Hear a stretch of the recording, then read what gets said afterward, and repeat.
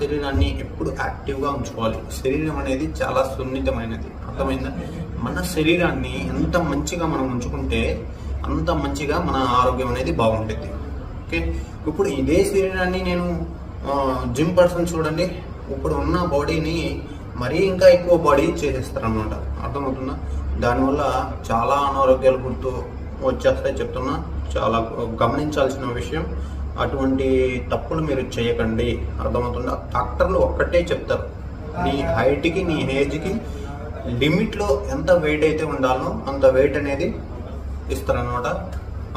మీరు ఎక్కడ దాని గురించి తెలుసుకోవాలనుకుంటే క్రోమ్లో కానీ డాక్టర్ల వాట్సాప్ గ్రూప్స్లలో కానీ మీరు కనుక్కుంటే కన్ఫామ్గా అయితే మీకు తెలుస్తుంది. ఒకవేళ తెలియకుంటే ఈ వీడియో కింద కామెంట్ అయితే చేయండి. మీ వెయిట్ కానీ మీ ఏజ్ మీరు చెప్పారనుకో, మీరు ఎంత వెయిట్లో ఉండాలనేది